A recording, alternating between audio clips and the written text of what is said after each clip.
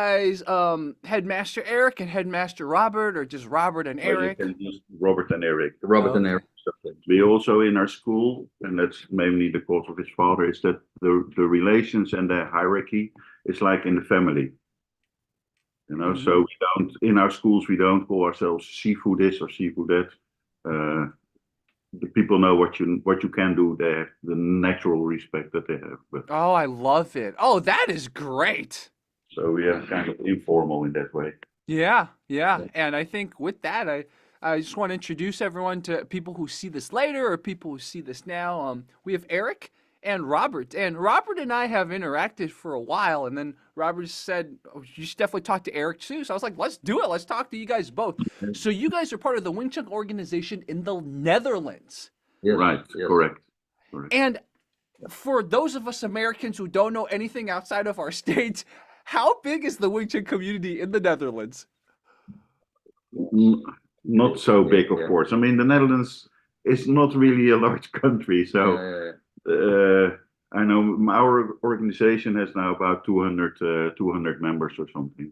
Wow, So 200 is pretty good. for Dutch standard, that's maybe large, but if you look at China or America, probably it's not so big. Yeah, yeah. Yeah.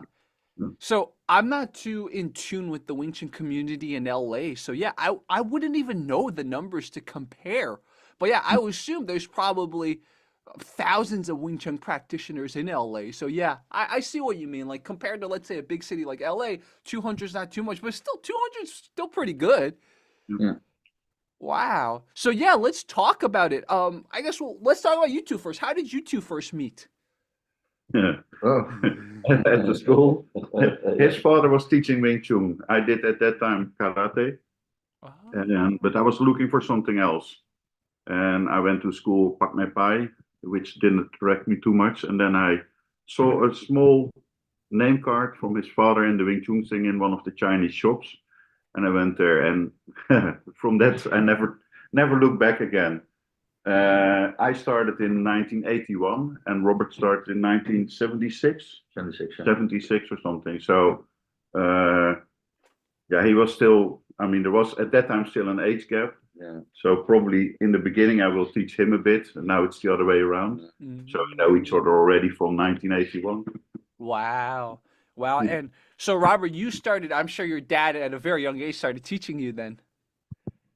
Well, mostly more him and Oh. assistants. Yeah. My father was how do you call it, the instrument maker. He studied for that, like small instruments, what he made, and after that he also worked for the Air Force. The last job what he had for how do you call it, technical drawer, and before that, what was it? Oh, he also did. He also worked in Germany also for the oil industry, the pipes, Piping. the piping, what goes through the factories, and he drew that like that. So he also had a good eye of measurements because he was. You have to be very secure in that. Yeah. But then And the region growth, again with one school and a two school. I think the first one was in the Eik, eh? The Hague is the first one. First one was Wake, and then came Leiden, and then came Rotterdam, and then slowly it became an hobby. What you couldn't how do you call it, cooperate with his work anymore because it took a lot of time. And it started first with his father because I studied at that time close to where he was working with the defense at that time. He started doing Wing Chun next to his job, but the Wing Chun started to eat more and more and more time, and also start to, of course, generate more money for him. So at a certain moment, he switched to full-time Wing Chun. Yeah. I see. How did your father get exposed to Wing Chun? Oh, my father, he was crazy about all kind of martial arts. So it was like Aikido, Kendo, Kempo, karate, all kind, pencak silat, of course, because he comes from Indonesia. All kinds of things in martial arts. But then, of course, he met Joseph Wankyu, and he was brought to Holland, Joseph Wankyu, with the promise that he get a kind of how do you call it? That he would start to teach the Chinese community Yeah. in Holland.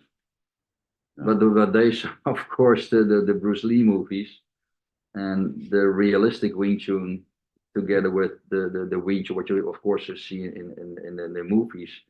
Yeah, it's different, of course, because you have to be 10 times as good as a fighter to show that in real life if you want to have somebody in control in a fight. Yeah.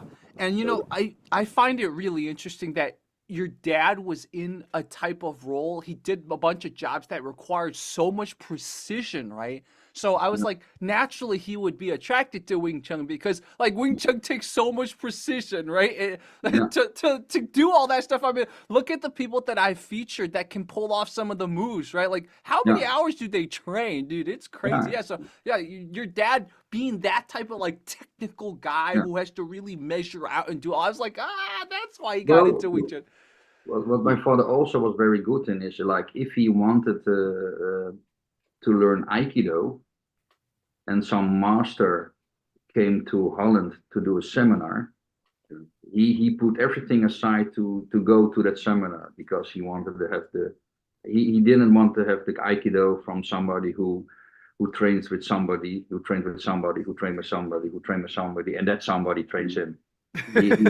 He wanted to be as close at the source of Aikido.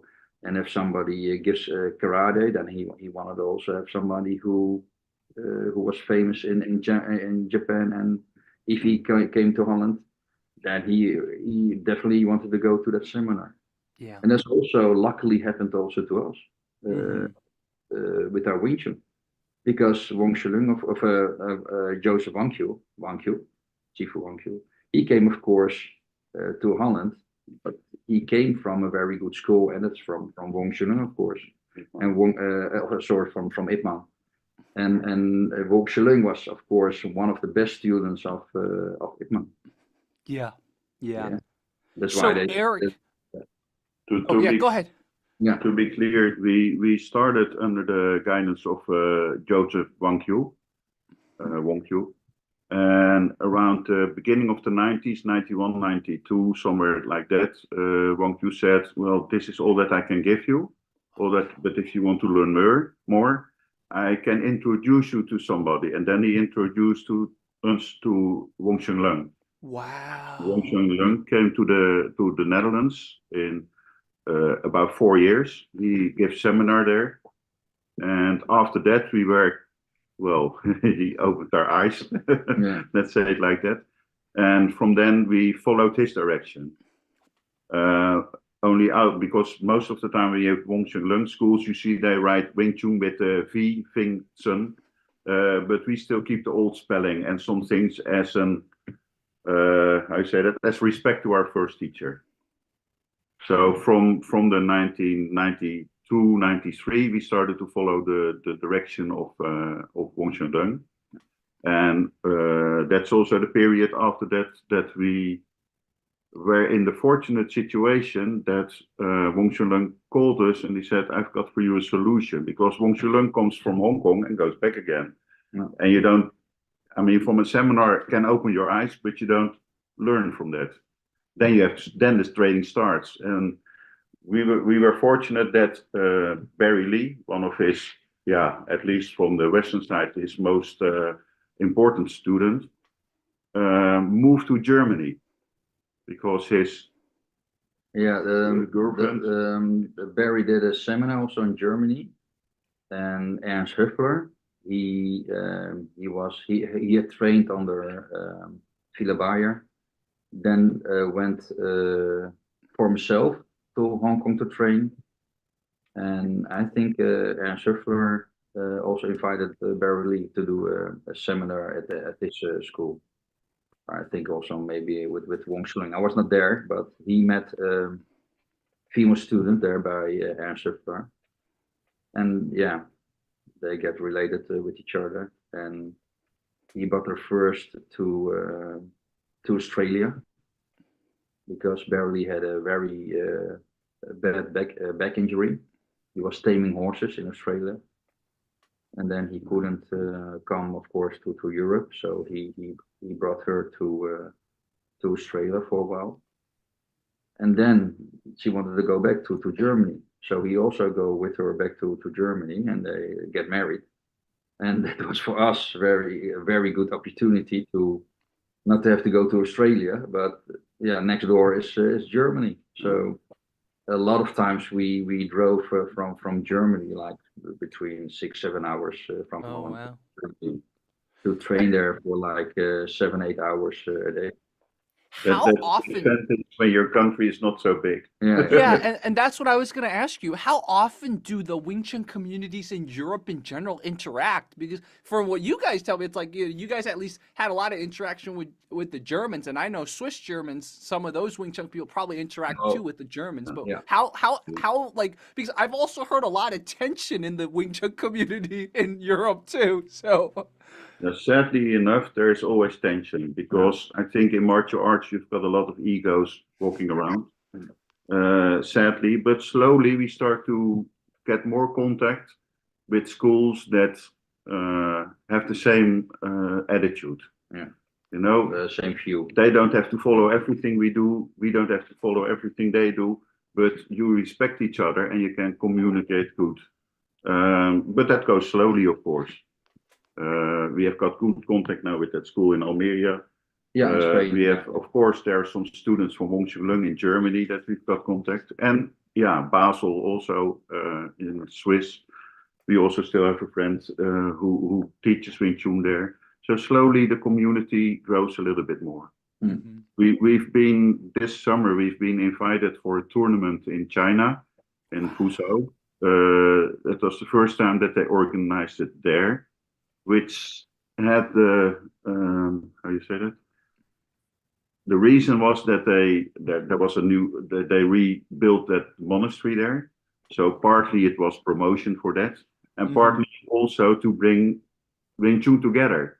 Yeah. And the nice thing was that we had there schools from Bulgaria, from Brazil, from America. I mean, Benny Mang was there also with a few students, Canada and other things. So that are initiatives to bring the community a little bit more closer to each other. And I think that's a good thing. Yeah. Yeah, that's awesome. For everyone watching, whether now or later, if you're a Wing Chun person, talk to me about Wing Chun. just yeah, exactly. So this is an invitation to everyone. Just try to just talk about Wing Chun, right? Don't be claiming stuff that makes my mind go ooh, because every 1 out of every 10 Wing Chun person I meet says something that makes me go. So, anyways, let's get to some of the interesting stuff that I'm sure viewers want to hear. And this is something that Robert told me about. That Erik, you have some stories, right, from your bouncing days or from back in the day. Oh yeah. Now, you have to remember that in the beginning of the 80s, there was not much information. We didn't have the internet and all that kind of thing. So I remember when we started with Wing Chun there, a lot of guys from whether it was Taekwondo or Karate or whatever style, they would come to us. And actually, not because they wanted to join, but to see, yeah, what is that Wing Chun? So actually, it was always kind of challenging, especially in the beginning, that whether they were from what I said, or Jiu-Jitsu or some kind of Kung Fu or a lot of Taekwondo and Karate at that time. Kickboxing came a little bit later. So we had a lot of challenges at the school. At that time, always when there was a lesson, we had like 3 or 4 people sitting on the side that were coming there to look. So we did a lot of sparring. Sometimes we were invited to a school, Muay Thai school or something, for a friendly sparring. Only we come in there, we were 6 people, we come in there, there's already a ring in the middle, already guys standing there. Oh no. So you know already that's not going to be a friendly sparring fight. But it went good. We had one guy, he was assistant when I started, and he had been to Thailand. So he'd been fighting with Muay Thai fighters, and he know the low kicks and the other things. So we've been training that already from the beginning of the 80s. So we were used to it. But they invite you because they think, oh, Kung Fu, oh, that's easy. We can have target practice. But yeah, well, that went the other way around. Wow. So, Wow. and sometimes also it's just, we've been to Kyokushinkai schools. We follow their lesson, in the end sparring. And well, I've never had really difficulties at that time, nor the other guys that went with us. But the only thing is that you have to be really 100% focused. Don't get the distance get too big. Stay on there, stay close. And yeah, it was a funny time. It looked like a bit that now it's changing a bit, because it was at that time, they try to beat you because they think, Wing Chun, what is that? And now it's more known. The only thing is that at a certain time we have got all these Ip Man movies. And the Ip Man movies caused a lot of interest by people, but also made it that there were a lot of schools suddenly exploding everywhere. And at that time I was in Indonesia, and I saw them everywhere, plop, plop, plop, plop, schools popping up. And you know that they only have 2 or 3 years experience. And I feel that a lot of schools were run by guys that were actually not able or ready to teach. And what happens, I mean, we have, what I said to you, we've got several schools. So we've got several headmasters. We also train together. That means that we keep our quality at a certain level. If somebody does something that you think like, we never teach that, we've never done that, you correct each other. But if you're alone somewhere and you have not enough experience and you get questions that you don't know the answer from, you start to improvise. Now, if you're lucky, you have got a good solution. But if you're not so lucky, you get more and more away from actually what the teaching of Wing Chun is. And unfortunately, that is now, I said it, overbelicht. It got too much attention, that the bad part actually. And we're trying to, how you say that, balance that. We are making a lot of short clips with Robert to see what it is. But also next week we have a meeting with the BJJ school and other things to see how and what in a friendly setting. Yeah. Not that. Like that. Yeah, and we have a box school coming a bit later on. So test out the things that you know, and not only how you say that, think theoretically. I mean, you have to have the hours to spar and to see what's happening. Yeah. Yeah. Yeah. When all those challenges happened in the 80s, did you take part in any of them, Robert? Were you part of the defense of your school, or was it just mostly later? A little bit later. Look, I began on an early age. I began teaching, and I think I was just 14 or so, and it was in Leiden, and you had a group of adults and young ones, and suddenly my father said, "Okay, you're gonna teach," and it was like 20 people, quite a big group. And I was very scared. I looked at my father like, shit, yeah, but what do I have to teach? And then he looked at me and said, like, if you notice your teaching, did you put attention? And if somebody explains something to you, you Wing Chun, so you have to know it already. And then, yeah, but hey, it's for the first time. And then my father said, like, if you don't know something, then just come to me, and then I will give you the right answer, and then you can teach further. So because he did that, then on that moment my Wing Chun began more, how do you call it, more focused, because I'm a little bit like my father, like a little bit perfectionist. Mm-hmm. So a little bit too much sometimes now and then. But then you in your mind, if you teach a group Wing Chun, it can't be that they, with sparring or technical lessons, that they can be better than you, your students, even if you're 14. So then I began to train more and more and more and more and more and more. And the lessons by my father were not an hour, was also not 2 hours. But in the beginning, most of the schools, it was 2.5 hours. Only in Leiden, it was 3 hours. Then when I came in touch with Barry Lee in the mid 90s, then I said to my father, I need more time to get the techniques trained from Barry and Wing Chun. And that was quite a lot. And it takes time, of course, to really, how to call it, train a technique. So then it became 3 hours training every night. So from Monday to Tuesday, it was like from 8 to 11.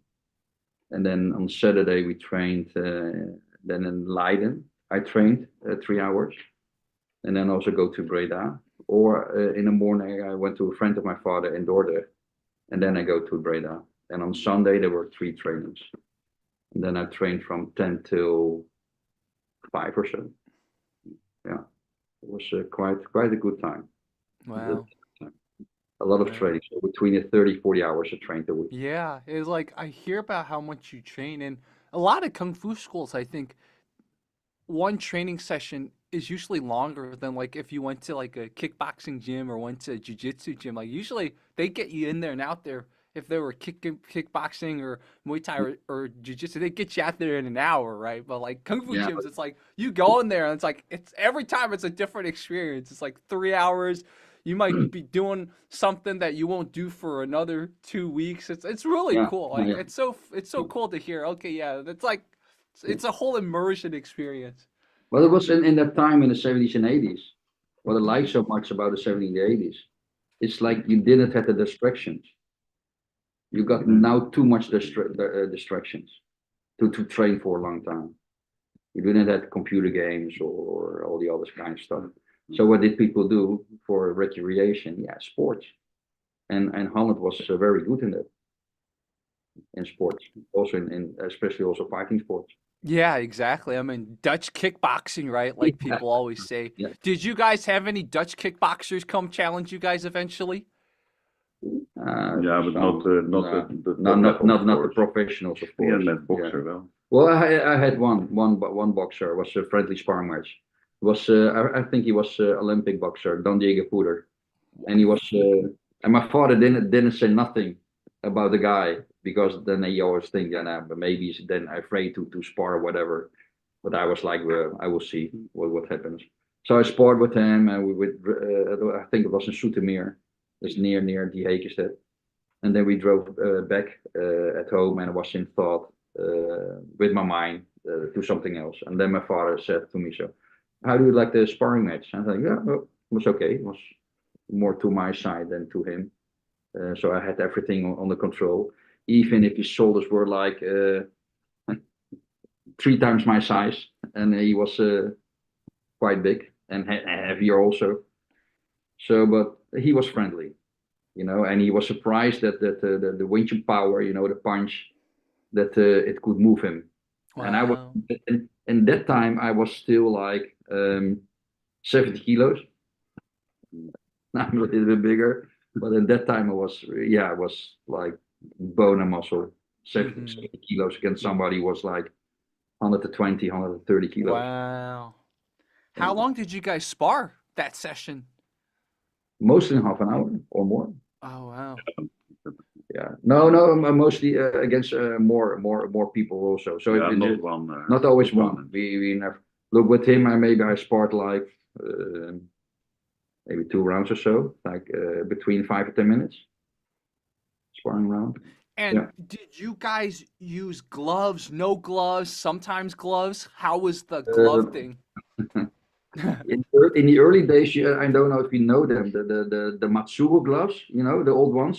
You put your hands in it, and it was like foam rubber, protected the hand, and the thumb goes in there, and you get like a cylinder where you put in. And then my father Whoa. said, okay, this we don't need because you can't use the hunso. So he cut that off. And then, okay, the thumb is also no use, so we cut that off. So then we only get this position. And then if I get my glove, Yeah. Mhm. So Wow.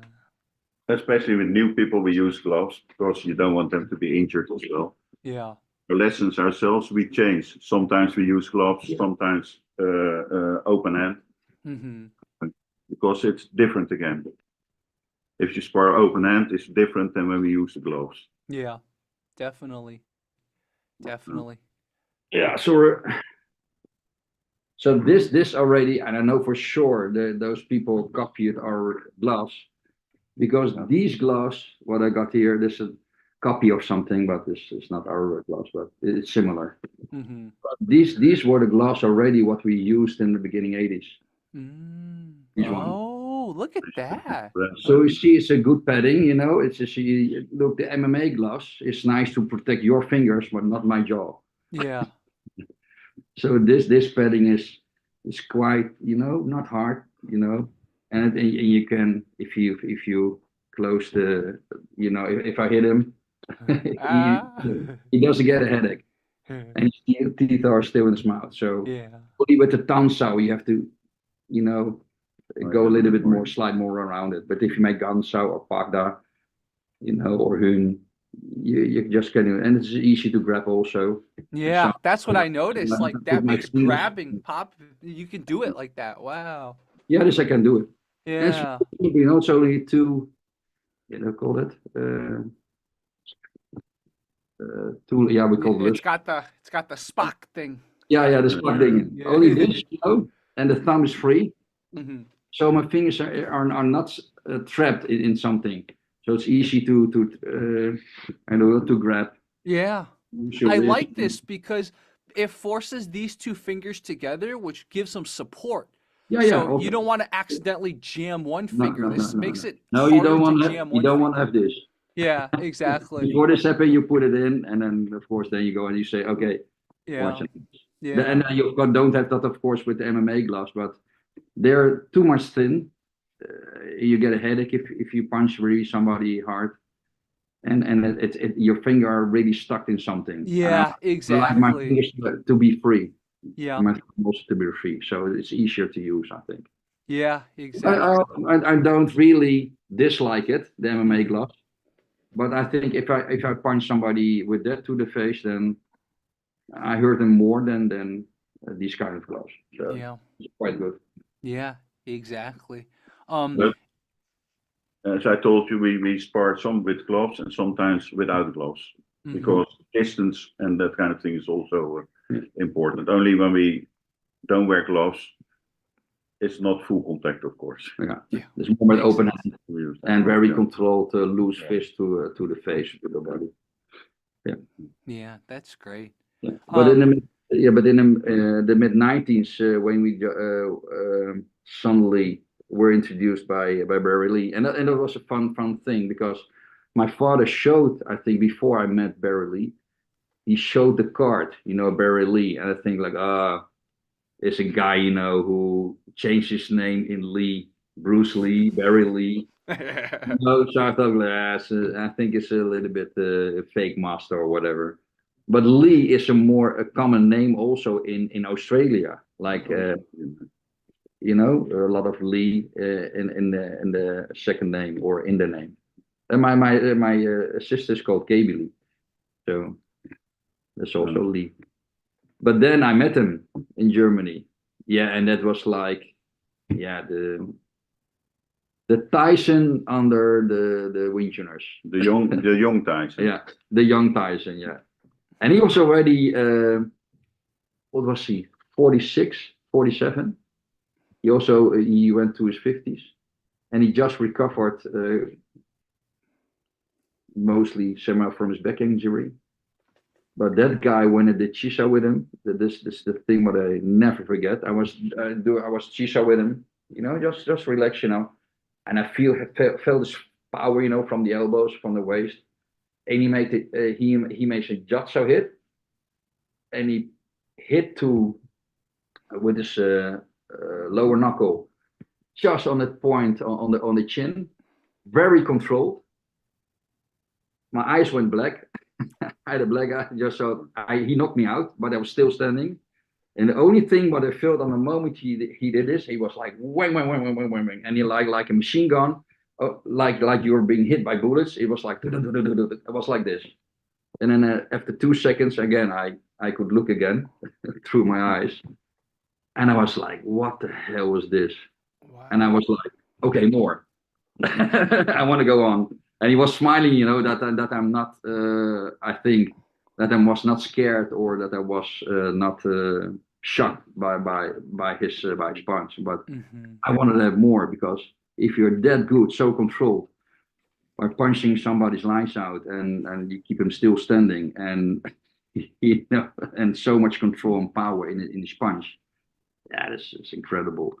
The most I think the only one who really can go to that level or have been to that level, I think is his master, is Wong Chun. Mm-hmm. So I think Ip Man, but the fighters, yeah, but Ip Man was a fighter, Wong Chun was a fighter, Barry was also a fighter, so they got totally different kind of experience than the people who teach Wing Chun, but never really have fought on the street or really have experienced fighting. Yeah. Yeah, And so Barry, Erik, what Barry was challenged also, what Wang Q did by Wong Shilin, because I don't know if you know the story.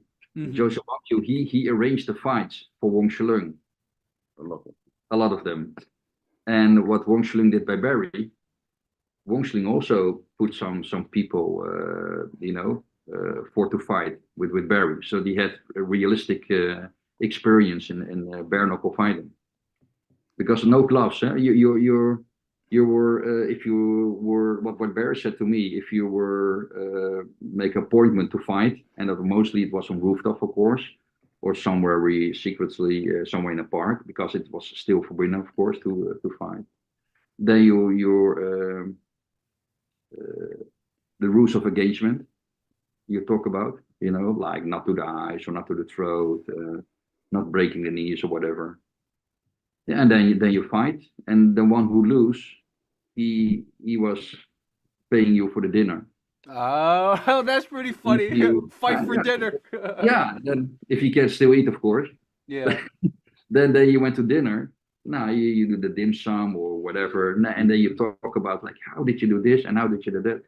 So that time was cool to do that kind of things, you know. So no hard feelings, but yeah, you're beaten. So but how have you been beating me? And then they talk about the techniques and then you learn from it. Yeah. And then Yeah. you learn to adapt and have to do it without ego, without hatred for each other because you lose or whatever. But Yeah. that's a very good thing to do. And that's how it went in the early days and in the I think Barry from the 70s, I think. Yeah. Erik, did you have any memorable experiences like that, whether people challenging you or any Wing Chun stories in the 80s? Yeah, in the I've fought a few times outside, not actually because a friend of me was in trouble. So that's the real life experience, and for the rest is often on the schools. Not only because they were challenge you in the beginning, but also sometimes when you start in the beginning, we always started with our hands first. And if they want to use legs, if they want to use throat, they can later. But sometimes you had somebody that you explain, okay, we're going to do this, we're going to punch, no throwing, no legs yet. And the first thing they do, they shoot through your legs. So you react, but you don't react very controlled because you're just explaining things. And the moment that they do that, they know what they're doing. So you always had that. You always had that. But you learn to deal with it. I've never had anybody that was really a problem. One that was that giant guy. He was also a gentleman, but I'm like 190, and he was definitely 2 meters. His 2 feet meters were like something. this. Yeah, It was yeah, really big, and he yeah. boxed. I really had to be close because if I stretch my arms here to block or something, even with the stretch arm, his arms were still coming in. So I really had to come close. Yeah. That was Yeah. heavy. It was still good, but also because it was still we both still were gentlemen. I remember, but he had arms like this, and the other was. I really had to put all the effort in it to stay close with him and to prevent him from using his full force. Yeah. No, Yeah. but what I said, we train like 5-6 times a week at a certain moment, and you always had new people to spar with. So yeah. You have thousands of sparring matches done Mm. in your own school and in the other school, Mm. of with new people from different, and that can be people that have done nothing. But it can also be, I mean, we had them from the military police and from all kinds of guys coming there.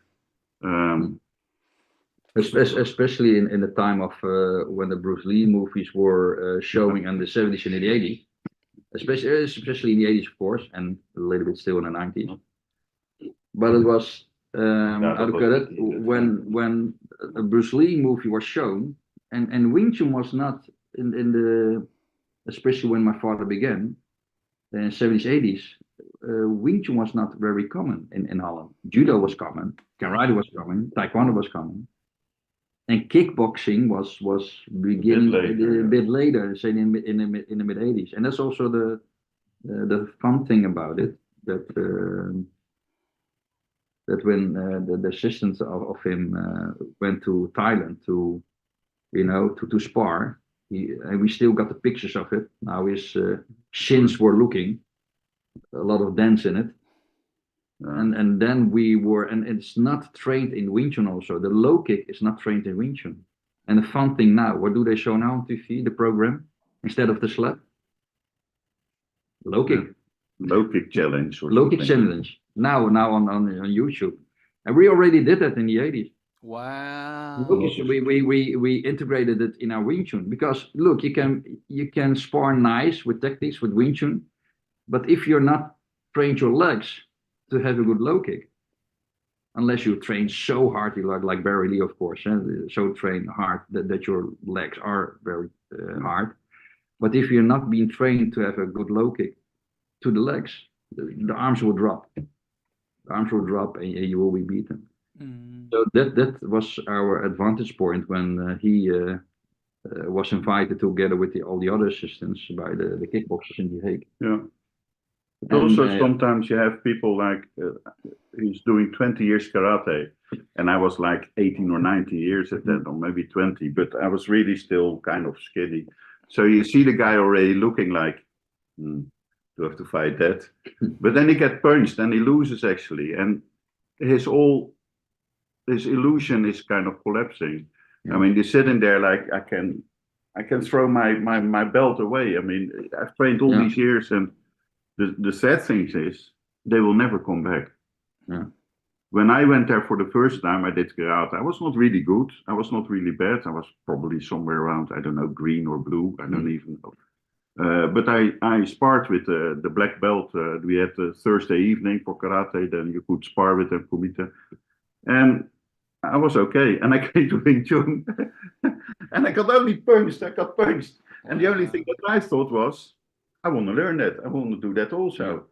But sometimes people come and they think very high of themselves. They get punched and they lose.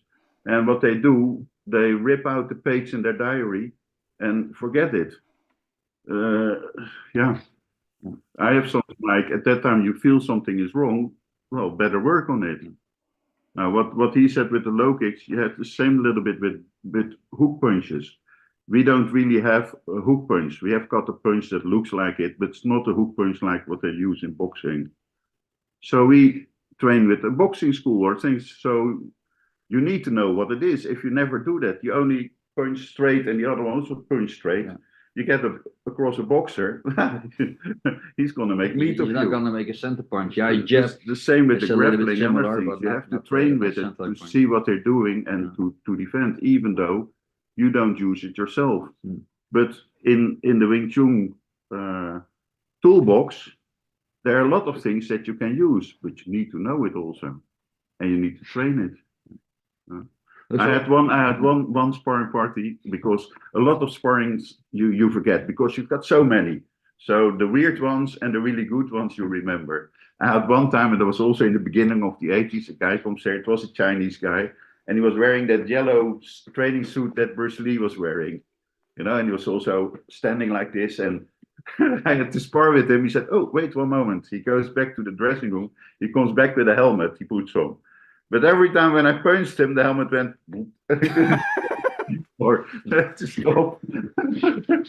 And I think, and you had that you still have it now, that a lot of people live in a movie when they spar.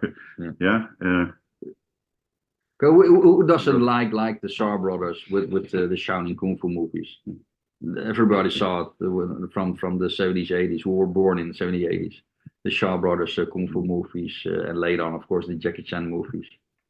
But if you then suddenly, your father is a Kung Fu teacher, and you do real sparring instead of the cinema Kung Fu, yeah, then you see, and you look then later, if you're getting older, to the movies, then you look at the movies and that's not gonna work in real life. Okay, that maybe can work, but that definitely not. It's stays a movie. So that's remember also, people live too much a little bit. And remember also when we've got one guy that trains in Basel, that I say, who he teaches in the he's Andreas. Yeah, he's stopped teaching a class now, but he still trains a guy that you probably saw, that Till. The guy he trains that. Now, in the beginning of the 90s, we went there.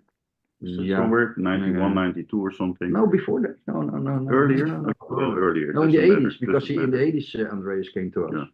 But doesn't matter. When I went there, he had another guy from Switzerland who trained Wing Chun. I forget his name always. Roger. And there was that's all Roger. And at the end of the lesson, and on the things, he comes to his father and said he wants to spar with me. And they want to spar because they want to see how good you are. So that's never friendly.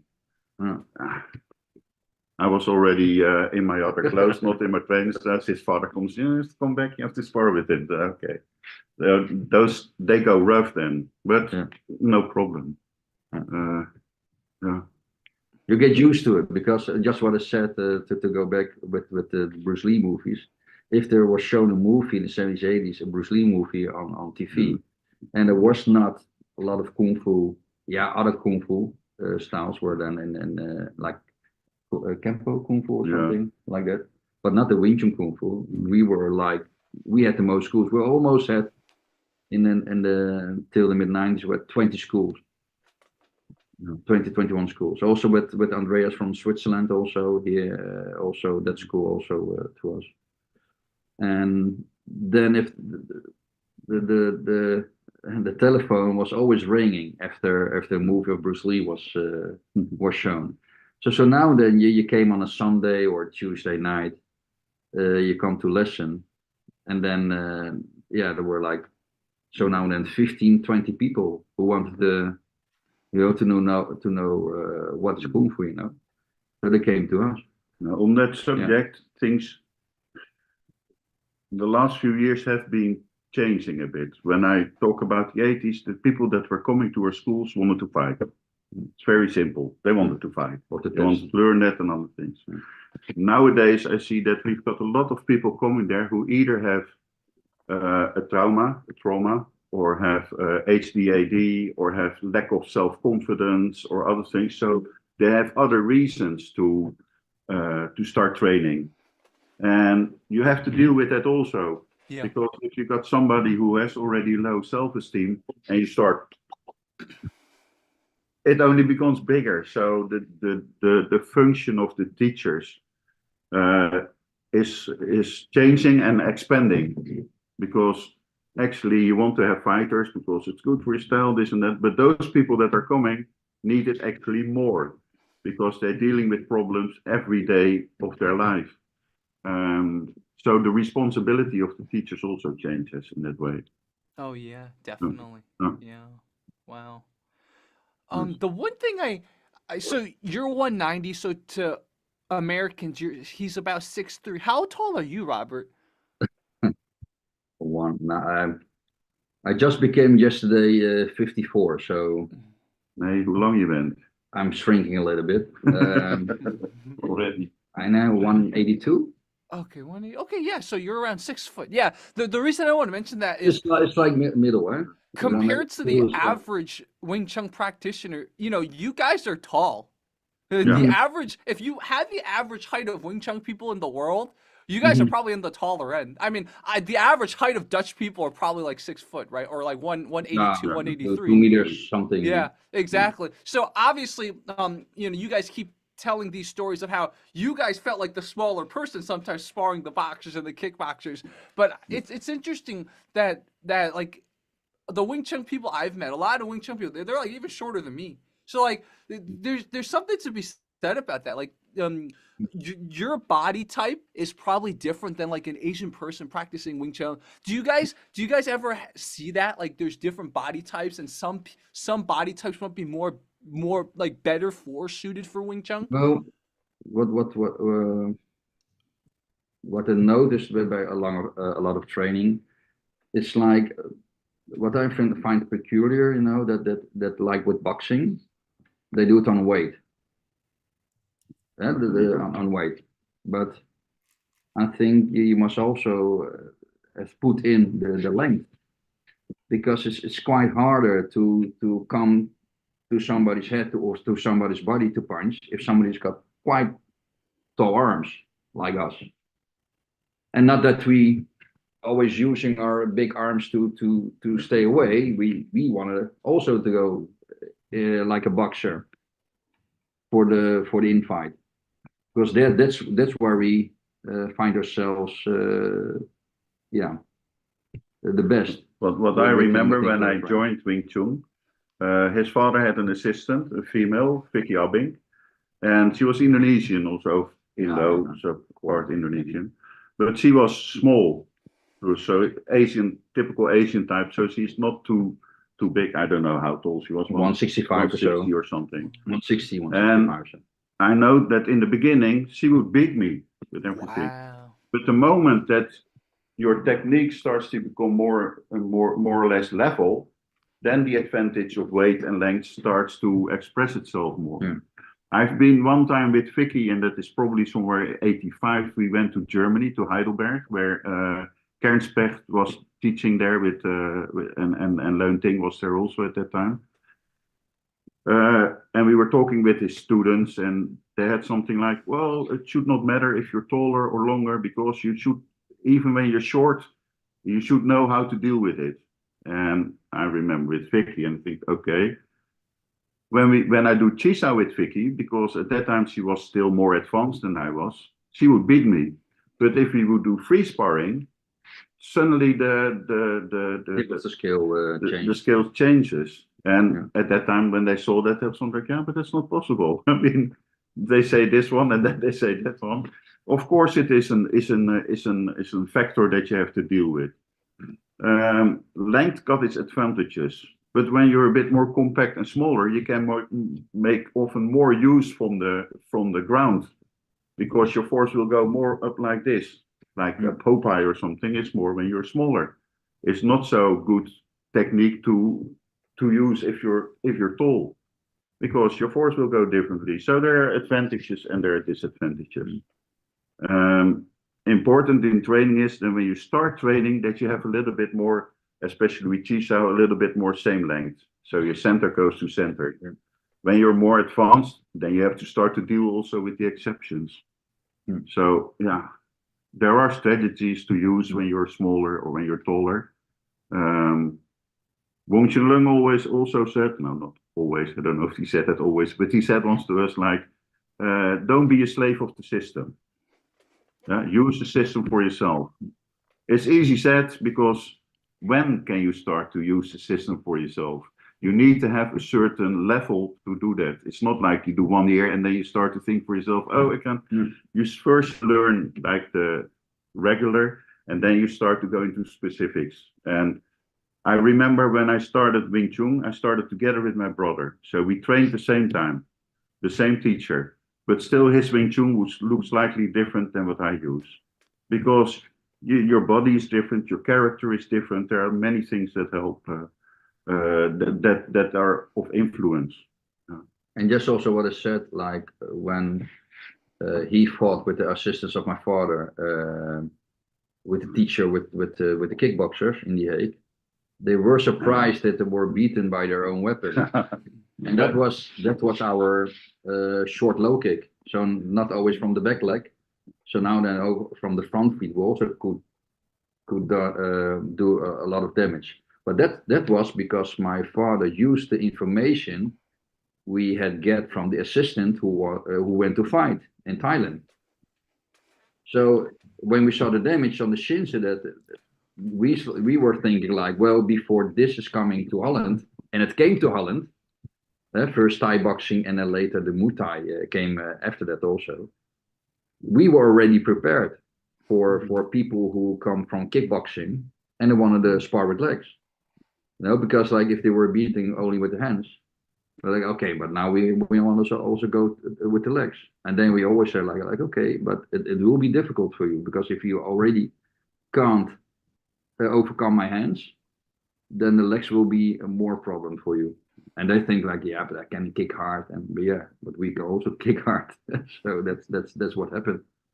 So low kick is not in the Wing Chun system, but you need it in a fight against a karate guy or taekwondo guy, or especially a kickboxing guy or a Muay Thai guy.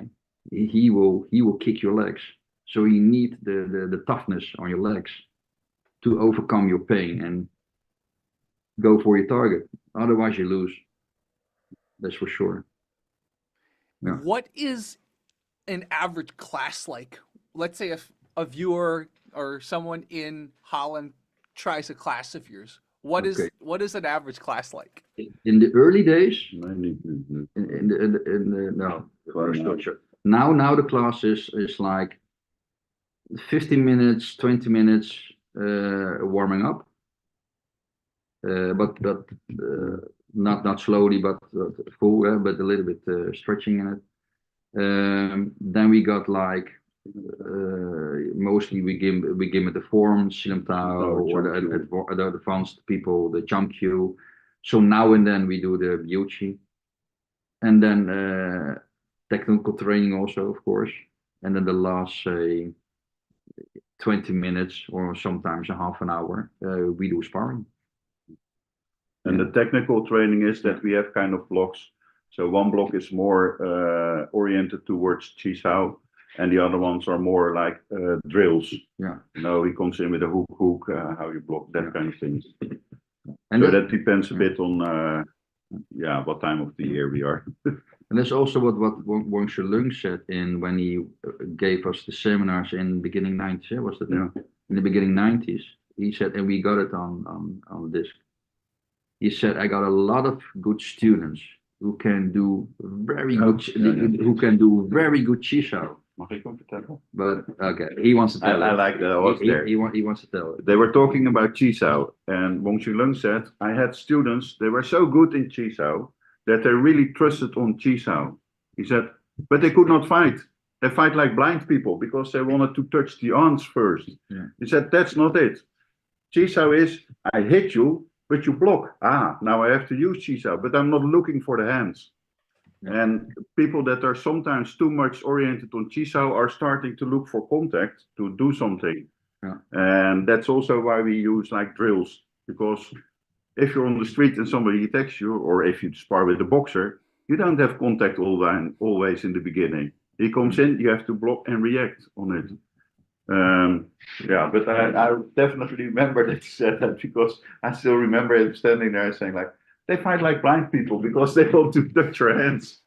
So we have Chi Sao, which is a very important part of it, but also sparring drills and other drills. But don't underestimate him, because he had quite a very good students, Wang Shilung. They could also fight. Yeah. But most, I think, also the people, the old school people from the era from Wang Shilung when he was young and were fighting, and also other students of Ip Man were fighting. But then later on, I think that became less, and they were counting on the Chi Sao. And that's a wrong thing. For me, Chi Sao, you see it also in my YouTube things, a lot. So now then you see a comment, like, yeah, but you can't spar like that. Yeah, that's true. It's like if you do a kata. I just gave a comment like 2 days ago to somebody. Yeah, but you don't spar like this. I think, yeah, that's true. Because if you see a karate guy doing kata, that's not how he spars. He uses the kata to remember how he has to execute certain movements. But if you're gonna spar, it will be different if you're gonna use that movement. A form or an exercise, what we do, and a lapsao or chisao, are exercises, reflexes exercises, or pressure exercises, or what they say, pressure testing, but then within an exercise. And of course, you do also pressure testing with sparring, but pressure testing in sparring or pressure testing in a kind of exercise is different. So you can't say, if we do an exercise like lapsao or chisao, of course, then I don't spar. But if we chisao and there comes loose contact, then we immediately go over into real sparring. Also in lapsao. If in lapsao, you see also in the YouTube movies, if I do lapsao, and suddenly I go in, and then suddenly there are no two hands contact anymore, then we go into real sparring. So it's a reflex training, strengthening training, positioning training. And then when the contact is loose, then suddenly you go into real sparring. That's Yeah, what I like how you described it. I had another Wing Chun guy he had a similar experience where um another Wing Chun person challenged him to Chi Sao, and then it was the same thing where and they give him hook punch. contact was, and then suddenly he's like, wait, but then we're just sparring. But the guy would try to get one on him. And Yeah, so eventually he's like, okay, you want to do that? So they started Chisao. The contact would break. And then because he was a jujitsu guy, okay, I'm going to take your back. I'm going to take you down. But then yeah, the other Wing Chun guy was like, that's not what you're doing. He's like, yeah, but it's exactly what you guys said. He explained the paradigm. If we're not doing Chisao, we're sparring. It's not like, oh, we're yeah, going to like half contact, half do Chisao. yeah. Because No. what you guys just said was exactly what that Wing Chun guy told me too. But that's And so also he was able to take his yeah, Chisao training. It helped him in Brazilian Jiu Jitsu. It helped him with other things because he had the right approach to it. It wasn't, yeah, oh, let me try to sneak one on someone. Ooh. yeah. It's also like if you look just at the sensitivity part, in Chiso, you start to feel where the force is going and other things. Now, you won't use it like this in sparring, but the moment I hit him and he blocks, it's not like, oh, where's the force going there or there? No, in this instance, you need to feel where it's going. And that's also something that you train in Jiu-Jitsu. So it helps you in sparring and it helps you in not in fighting, but it is more than just something that you use to fight. You train your sensitivity, you train your position, you start to feel where there are holes in the other things. So it's also an exercise for a lot of things. And also what I find is like if you say like we call this punso, eh? The turning of the hands, and we make a change, also punso, change again. We call this punso. If you do exercises like trying to attack and he blocks, we call it chisao. But the punso, this turning, people calling it sticking hands. And then suddenly people also thinking wrong within that. They say like, oh, sticking hands. So if you do sticking hands and suddenly he goes to the outside, I have to stick to the hand. No, why? If he goes to the outside, I just go to the inside. Yeah. Let it go. You let him go. You know why? Why would I? If he pushes out, why would I follow? Why would I stick to the arm? If he pushes to the outside, okay, I let it go and I just attack. Yeah, or the elbows out, you attack. So the Like, translation, sticking hands, is always a I bit. think there is a wrong name for it. I call it rolling arms or rolling hands. Not sticking hands, because people think, oh, I have to stick to it. No, don't stick to it. You want to punch him. You don't want Yeah. to. You guys mentioned something so important. The Chinese language tends to be very artistic, very poetic, right? And Yeah, unfortunately, a lot of times you can't take it very literally. And sometimes I yeah, do yeah, too, because yeah, I'm American. I like to take things literally. But yeah, yeah, like Dutch people, I'm sure you guys take things literally too. But when you think about Chinese names for things, though, you cannot take any of that literally. It's so yeah, funny. Like you mentioned something yeah, so important. So yeah, yeah, it's like you have to be like, okay, but like, what is the intent behind this? Because yeah, the Chinese language, if you look at ancient Chinese historical books, they can yeah, describe like one event in one sentence because like there's so much in any character, right? yeah, So that's something also to keep in mind. It's important know what the word means, know what the concept means, but then yeah. that's only the very, very surface. Like you have to think about what it actually means and then how to actually apply it. And also, But, tell my students so like I asked my students so like okay, what is the most important technique what you are training? You know that in Wing Chun, what the most important technique is, what you're training in Wing Chun? What the most important technique? I would say just a punch. Or what's Yes, the yes, yeah yes, all yes. the other things come when you cannot hit. Yeah, You yeah. get obstructed for other things. why chasing the hands or the legs? You know, like if I can punch you, I will punch you. If you block me, okay, then we go into Chiso a little bit. You know, somebody wants to grab you, yeah, okay, don't go to the arms, just hit him. But Yeah. language is kind of important, but also you just need to explain it properly. Yeah, I mean, luckily we have got a few Chinese students, yeah, and I know that my pronunciation is horrible, but it's also like Tansao. This is not Tansao. This is Tansao because a lot of the words are verbs. So it's not the isolated finished movement. No, it's a verb. So it's the way how you move on it. And then Oh, I suddenly love that. I really love that. movements Yes. Emphasize make the verb part. Yes. those Not a some static movements position. I become love it. yeah. right. That's it. So Yeah. some movements become way more clearer when you know what the verb means. Yeah. Yeah, exactly. Because the other one, the Wen Shou, right? The Man Sao. You see a lot of Wing Chun guys start the fight like that. Like they start it like a static position. So then applying your paradigm, how would you guys make the word Wen? Because Wen in Mandarin means ask, right? So like, what would Wen be? Like, what motion is the Wen? Is it an upper thing? We don't use that too much. Oh, you don't use the Wen Shou, the Man No, Sao. no. Okay. We Okay. use strength. I mean, like Wong Ching Lung said also, and that's what I see sometimes with people who start sparring in the UFC or something from a Wing Chun background. Yeah. I see them standing like this, and then they've got one foot in front, one foot back. That's never how you start in Wing Chun. You stand on one line. You don't set one foot in front because if one foot is in front, this is asking to be attacked.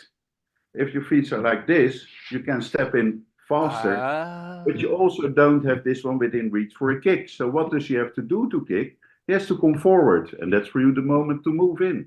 Yeah. So already the way that you start is important. Yeah. Now, sometimes we train structure, so we stand in the basic stance and all the other things, but sometimes we start like this, because when I get in a problem with you, when I get into trouble with you on the street and I do this, you know for sure then it's going to be fighting. Yes. Don't want, but you better be sure that you have your hands up because if they do a sucker punch or whatever, so sometimes we start from that. You know, so you also stand normal like where you stand on the street because you don't stand right away in position on the street. What you can do is when it starts to get more intensity, that you move one foot a little bit back so your stability is a bit better, but not because you know what the consequences are. So that's also sometimes that we do different. Sometimes we train it like really structure, and sometimes a bit apply to from outside, because outside you're not standing like this. Outside you're different influences. Just like with the punch, most people are like this, you know, and if we learning people punching, we train them more from here. Why from here? Because you want to use the power from the ground. So if I gonna punch from here, automatically people will do this circular motion. So in the moment you hit somebody, most of the power goes down. If I begin from horizontal, and from here I go over the wrist, go up, they use the power from the ground. But how many Wing Chun people you see doing this? Look at the internet. Yeah, look at the internet. It's like a lot of people are doing this. 90% will hit like this, or they will stretch their elbow like this. I've never seen Barry hitting like this. Barry is hitting like wang, wang, more like whop, from the ground, and very powerful and very devastating. That is right away one of the shortcomings what you see and why Wing Chun get a bad name, because if they push, you know is he Chu Shao Dong? Yeah, Xu Xiaodong. Yeah. Yeah, he fights with that Wing Chun master. But you see already the way that the guy punches is like this. Yeah. So when he hits Xu Xiaodong, he's just like, "Ooh," and he goes on. Then you have a big problem. So we train a lot of punches on the wall back to get that impact in it. If you don't have that, if you punch and the other one's still smiling, you have a problem. So you better be damn well sure that your punch is good. Yeah, exactly. And So a lot of on the wall back to Yeah. get that impact when you punch. I will Like- definitely keep what you just said in mind. Next time I watch people like Till or someone, I'm gonna watch that angle of the punch. I've never thought about that, but yeah, I'm gonna watch that next He's time. And I'll also see. not 100% good in that yet. Yeah. when they see it. And he also sits a little bit too much in front, and but Yeah. he's still young. He's still got Yeah. a lot to learn. Yeah. But he's enthusiastic, so I think he's willing to learn. The punch you really have to train on the wall back. You know, you begin with who has very good info and technical info on Wing Chun is Bill Downing. Oh. Bill Downing had Dowding. Dowding. He specifically has written books. Has a lot of master degrees, you know, in all kind of things. A very smart person, but also a very close door student of Barry Lee. And he's got very good explanation in Wing Chun what to do or what especially not to do in a fight. So he's very good writing ways in doing the Wing Chun. We always Yeah. try to get him over at least one time a year to here Yeah. for a seminar again. Barry Lee's punch was quite very powerful. That's incredible. He had at the we had a small basement where we trained in Germany, and it was like 8x4 or so. Like the window only could open like this.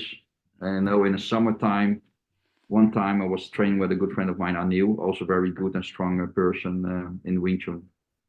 And we were training, you know, and the ceiling was also quite low. You know, it was like 210 or so low, the ceiling, that's quite low.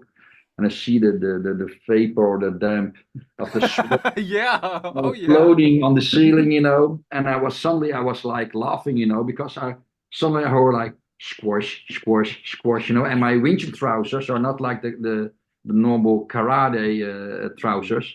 Our trousers are made of a flexible material, so all the sweat was getting into the trousers. So suddenly my trouser was like 2-3 kilos heavier. And you heard my feet in the shoe like.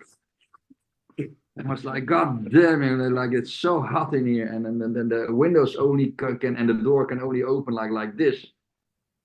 But he had 2 wall bags, I know, Barry, and one was with corn, mice, and you could easily hit a punch hard with it, and the other one was with how do you call it? Yeah, niet gravel, huh? It was gravel, yeah, gravel. Gravel. Okay. Yeah. Little stones with sand in between it. So you got corn. Okay. The corn, what also Bill Downing said, aquarium sand is also good, you know, also not too hard. But and then Barry also had the gravel bag now, like and in the mice, you know, of course you can go in the corn into here, like you punch in here. And Barry, when he was still young, he said like he had callus until here.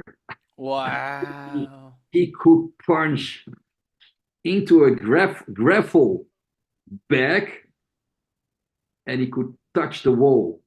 Whoa. Then you'll have a very, very, very powerful punch. Wow. And only 1 in a million people like Tyson or whatever in his young age would can penetrate a bag like gravel like that. But Barry really, and it was even so. He had like the mice or the aquarium sandbag. Then you have the gravel bag, and then on the end you also had a bag. And Barry also told that story when he was training this Wing Chun in the beginning by Wong Shiling in Hong Kong. And suddenly they went away to go somewhere, and Wong Shiling he punched the bag, and suddenly ball bearings were dropping out of the bag. he damaged the back, so the the ball bearings came out. But that's the end phase of your Wing Chun punch, the ball bearings, and they also got other techniques to improve their. Was dat John Smith die toen naar Barry toe kwam? Oh yeah, once Wong Schling told John Smith also he was also trained by Wong Schling to bring the long pole to Barry in Australia, because John Smith also Australian. Yeah.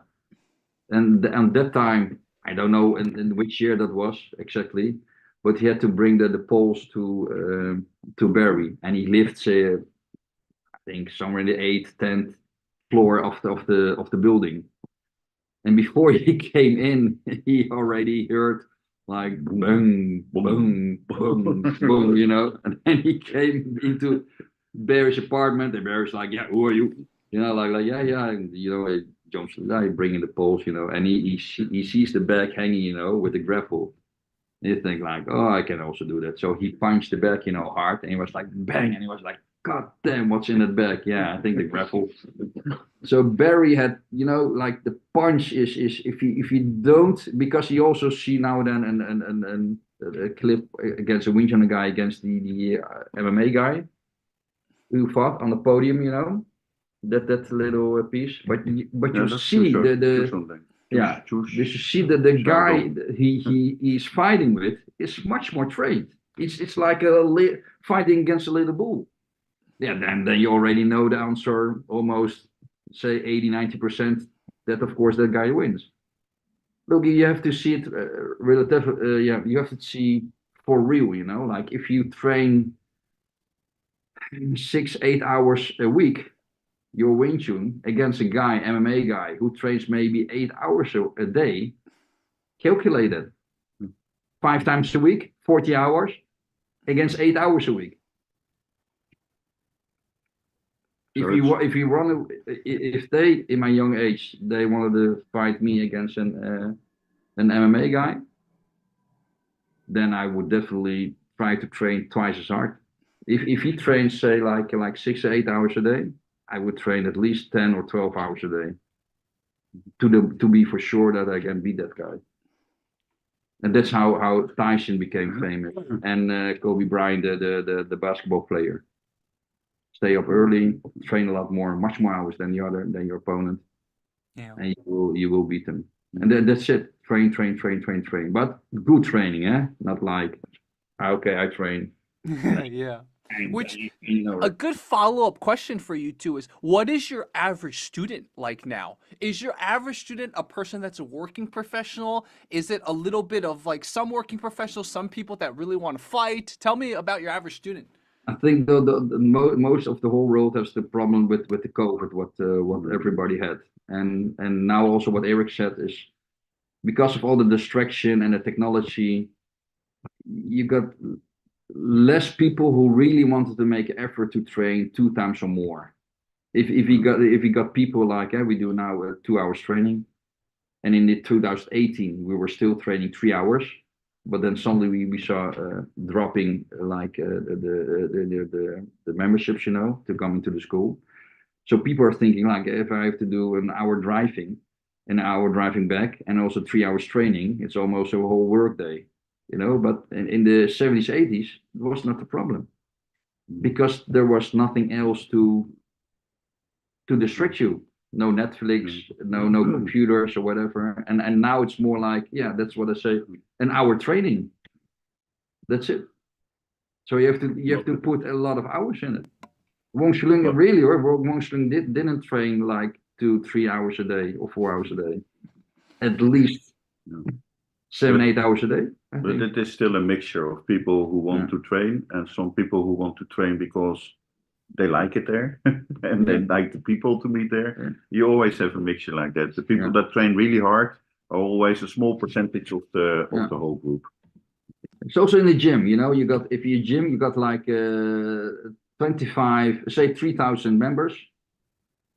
Okay, from the 3,000 members, how much do you think is a hardcore trainer who trains hardcore? From the 3,000, that is. If you say 300-400, that will be exaggerated. And I think from 3,000, maybe 100, 200, maybe even 150. And the rest is like, oh yeah, I want. But what I do like nowadays, what I see again, is that we're getting kids back again. We always had kids groups, and after the corona, that actually kind of wiped it all out. But I see that they're coming back now, so we start to have a smaller kids group also. The only thing that we're still missing is like the group from like 16 to 21 or something. That is just always a nice group to train. I mean, I started when I was 17, I think. Yeah. I don't know, how old was you? I began when I was 6. I was 6 years old. But, So my father put me to the student age, let's say that, that's still a bit thin at the moment. So they're either younger or a bit older. And yeah, but that's what we say. I mean, you get the MMA and all the other things that they're going now. So the choices are big. Is big nowadays. Yeah. Wacht even, we cannot hear you anymore. Oh, your sound is gone. Sound is gone. Oh, sorry. Yeah, there it is. Yeah, I was gonna just follow up on that. Basically, people 16 to 21, that age that you mentioned, like that's the age you should really train. It'll help you so much, man. I took a break in my martial arts journey during that age too, right? And I wish I didn't. I was like, I gotta study. But if you really want to get good at things, it's like sports are so good to help you get good at other things. Just don't get too much head trauma, right? But like sport, if you want to get straight A's, get good at sports. That's actually a secret way to get good. It's like, because by building all the stuff here, your muscles, your everything, you're building neurons too. People don't realize that. Yeah, that's what I also always say, is that Wing Chun is not only a fighting system, but you use it actually in your daily life often.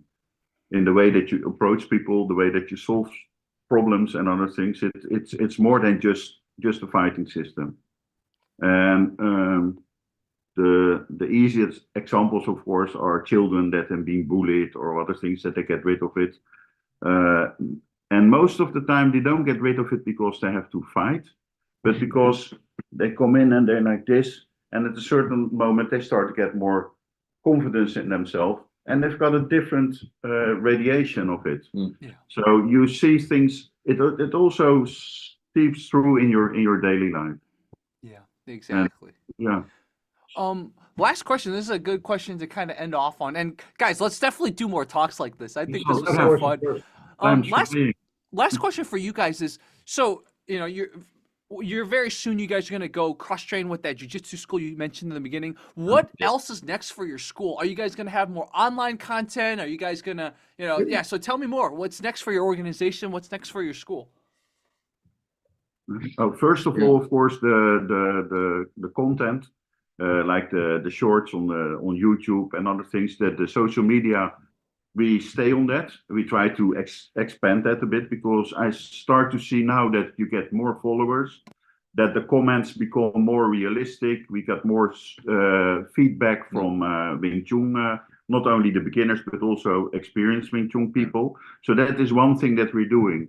What follows a little bit in behind that is that we start to get more requests now also to start to give seminars. Because we get people from England, people from Belgium, and other things start to get interested and start to. So that's also something that we want to follow up to. The schools themselves, of course, that stays the way that it is, and you have to see always have to see how you can improve, and that means also improve on the programs that you're giving, adjusted to the how you say that, to the time spirit, to what's now there. Yeah, but definitely social media keeps going. That's very important for us, because we see that it starts to give, it opens a lot of roads and seminars in the future. That's what I would like, because there's so much experience in our school. I mean, he's got 50 years. I mean, I'm a little bit shorter than that. But we've got like about 200-300 years of experience if you have our teachers together. It's a waste that you cannot throw it out. And So that's that's important. this also, so the people can follow me at Robert Vogel Wing Chun Kung Fu, of course, on Instagram. That's where I always put my shorts on. So on Instagram, on YouTube, on TikTok, and even also on Facebook. But the first place when I wanted to do that is to bring the quality of Wing Chun up again, and you saw so much training. But just what I told you, like if you're being taught by somebody who is being taught by that one, and he is the 10th or 15th one who give it on, like then the information, the right information has been fragmented to the person. And you also need, of course, no ego, be realistic, use common sense. All those kind of things you really have to use also in your Wing Chun fighting system. Use common sense. If you don't use that, then. Well, what would be nice is to get rid of the stigma that Wing Chun has at the moment. It's very easy to get a stigma, and it's very hard to get rid of it. So there's still a lot of work for us to do.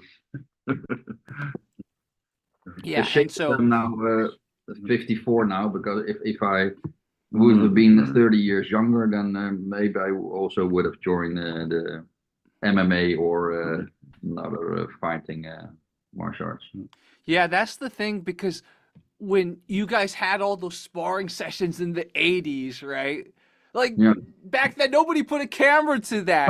No, But but we were training. We were so much into training to perfect our Wing Chun because we were so crazy about it. And could you imagine every day a big camera like this with your VH tape in it? Of course, later beginning smaller. But if I knew it would be like this, I would have filled my contact and his contact, and also from other students, who were very good at schools with sparring. I would have filmed it, of course, but hey, we didn't know that it went so fast. Otherwise, I would have filmed it. Like Wong Shiling, also his fights when he was younger. He had there's one of the stories. He had a 8mm from the guy who filmed him. He had a jar with 8mm film in it, and it was stolen from his school. So all those fights he had on the 8mm, and we were hearing that, and like, oh God, no. So it's so fascinating to see, like the, how do you call it, fights, the Sanda fights. Also in Asia, the Sanda fights, where also bare knuckle fights what I do with all kind of kung fu styles. Then it's so cool to see, if you see black and white movies about that. But sadly it's gone. So that's why before I'm gone and he's gone, and one of my other students also gone, and they're also very good. One of my some of my school holders is I still wanted to show some good Wing Chun content on YouTube, because if I'm gone and I would haven't put it on YouTube, it would have been stayed bad, the Wing Chun content on YouTube. So I was like, I let something behind for the people who really enjoys Wing Chun, So I hope still, I'm now 54, so I hope the coming 10 years, I'm still, or 20 years, I'm still gonna do things. Oh yeah, and stay tuned, of course, for the BJJ, Brazilian Jiu-Jitsu, the 27th of November, when we're gonna, that'll be fun. Please, any footage, show us. I'd love to see it. Because Silala, the Taiwanese Wing Chun guy, he sometimes tries to test certain sensitivity with jiu-jitsu too. I mean, the Wing Chun people that I know who have applied it, usually they're really able to apply it with jiu-jitsu hand fighting. So it's like, I think you guys are gonna have a good time. Yeah, for sure. Yeah. let's get you guys back whenever, man. Whenever you guys want to do a talk, if you guys want to do a specific topic, like next time maybe we can just talk about Wang Leong or something like that, or we can do an entire talk about someone, Al Barry or something. Like we could like focus on a specific topic and even just do that. So whenever you guys want to do it, I'm down. Yeah, I wish I had a diary of it, but I was training in the days.